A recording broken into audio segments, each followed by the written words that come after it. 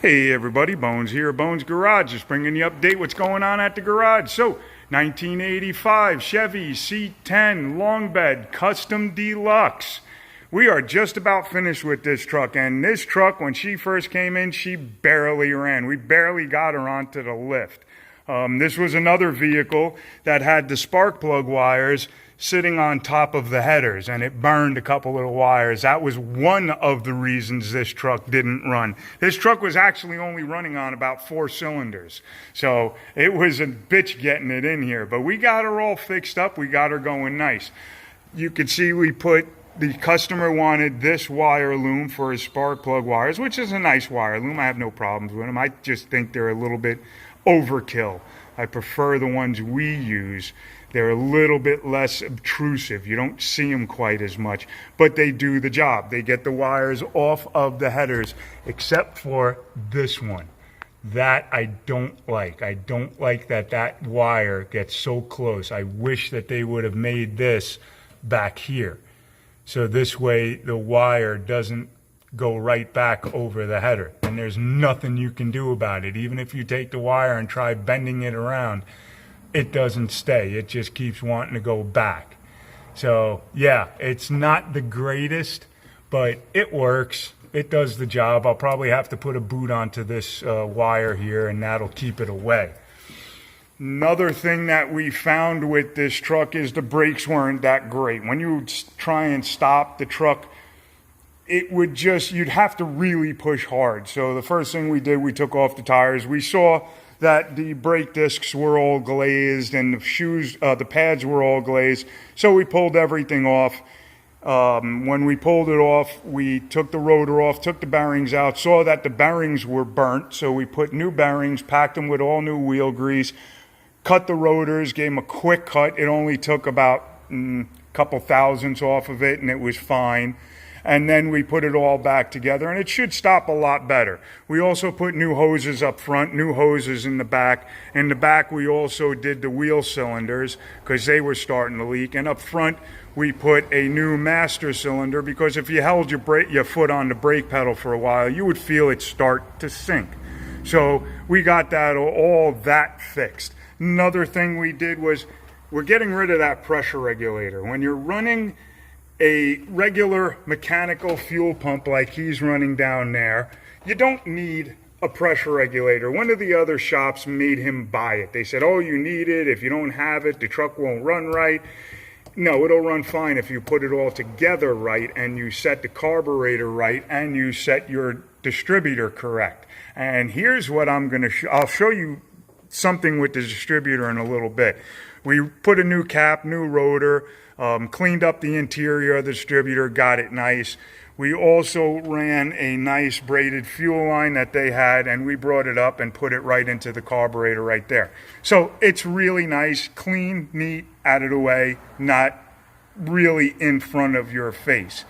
But what I wanted to talk about is the distributor. And if we go to the back, I'll show you in the back.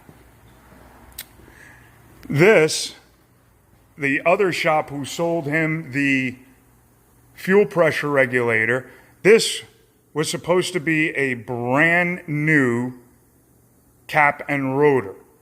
Now, I'm looking at it, and it really does not look brand new. Even on the inside of it, it looks like it got water stained at one time, or maybe a fire, and that's fire extinguisher crap that's in it.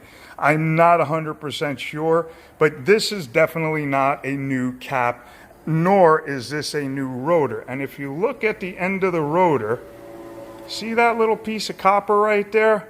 That's supposed to have a 90-degree bend in it, and it's supposed to stick outward. It's not at a 90-degree bend. It got hit, and you can tell it hit the cap because see this groove right here going straight across? That is not supposed to be there. This rotor is not supposed to hit anything. The only thing it's supposed to be touching is right here. This little electrode, this little connector, sits right over here in the cap, and then a rubber insulator goes right on top of it, and then the rotor sits underneath it, and it touches there. Well, all that black that you're seeing everywhere, that's all carbon from this. And if you look at the end of this, about a 1/4 inch to maybe an 1/8 inch, I'm going to say, has been cut off or is gone from this little piece of carbon. And that carbon sends the spark from the coil into this piece here to here and to each one of the spark plugs from there. As it's spinning around under the cap, it sends a spark to each one as it goes around. Well, if you look at it, you'll see that the very end of this is completely chopped off. It is broken. I hope I can get a picture of it. I don't think I'm going to be able to. Yeah, there you go. You can almost see how it's broken there. There it is.